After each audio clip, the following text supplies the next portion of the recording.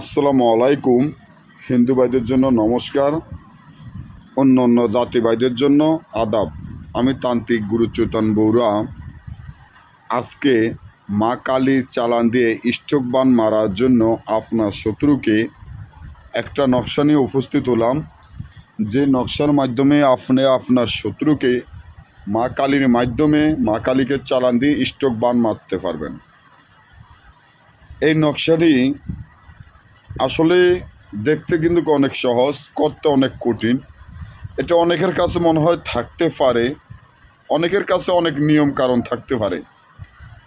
Original নিয়মটি যদি আপনারা জানেন তাহলে অরিজিনালভাবে যদি কাজ করেন কাজ হবে, আর অরিজিনাল নিয়ম মতো কাজ না করলে কাজ হবে না।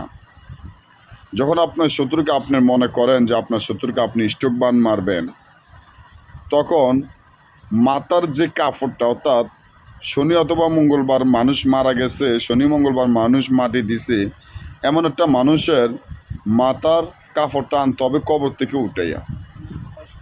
এই কবরে উঠছে কাম সিন্দুর, কালী মন্দিরের কালী চন্দ্রন ধারায়, এবং এই সিন্দুরের দ্বারা এই তাবিজটি লিখতে হবে মুখ দ্বারা কাপড়ের উপরে।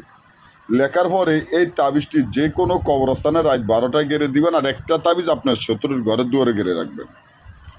দেখবেন যে সাথে সাথে রেজাল্ট পাইবেন। 12 থেকে 24 ঘন্টা না যেতে আপনার শত্রু স্টোকবান হয়ে যাবে। অর্থাৎ রাত্রে কাজ করুন, সকালের মধ্যে রেজাল্ট, সকালে কাজ করুন, রাতের মধ্যে রেজাল্ট। তারপরে এই কাজগুলো হারাম কাজ। আপনার দেশের বাইরে যারা দেখছেন, আমি মনে করি এই কাজটা না করে ভালো। তারপর আপনারা চেয়েছেন, আমি দিয়ে দিলাম, তবে আমার অনুমতি ছাড়া কাজ করলে আপনাদের কাজ হবে না, এবং কিছু চণ্ডীবরণ করে নিতে হবে যদি ভালো মতো কাজ করাইতে চান। আজকে এই পর্যন্ত। ইমো বা হোয়াটসঅ্যাপ আছে, যে কোনো সমস্যার সমাধানের জন্য ফোন করবেন। সবাই ভালো থাকবেন। আজকে এই পর্যন্তই। ধন্যবাদ।